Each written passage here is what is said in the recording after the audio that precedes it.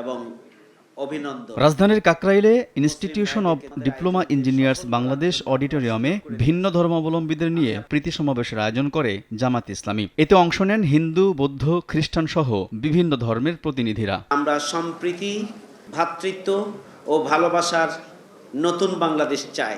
অনুষ্ঠানে জামাত ইসলামীর ভূয়সী প্রশংসা করে ধর্মীয় নেতারা বলেন, ক্ষমতার বাইরে থেকেও মানুষের জন্য কাজ করে যায় জামাত, যা অন্য কোনো রাজনৈতিক দলের মধ্যে পাওয়া যায় না। প্রচলিত যে রাজনৈতিক দলগুলো, সেই দলগুলোর মতো জামাত ইসলামী না।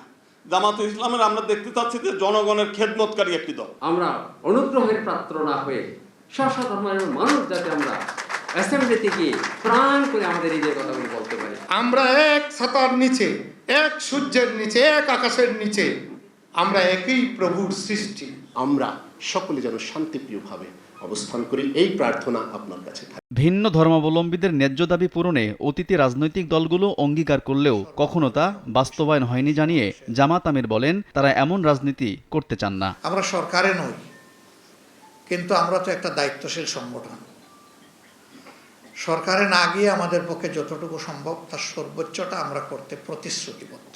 জামাত মানবিক দেশ গঠনে কাজ করছে উল্লেখ করে ভিন্ন ধর্মাবলম্বীদের সহযোগিতা চান জামাত আমির। চাইলে জামাত ইসলামের ব্যানারে নির্বাচন করতেও আহ্বান জানান তিনি। যদি পছন্দ করেন তাহলে জামাতে ইসলামের ব্যানারেই আপনারা নির্বাচনের জন্য তৈরি হন। জামাতে ইসলামের ক্যান্ডিডেট হিসাবে আমরা আপনাকে আপনার সাথে হয়ে জনগণের কাছে নিয়ে যাব।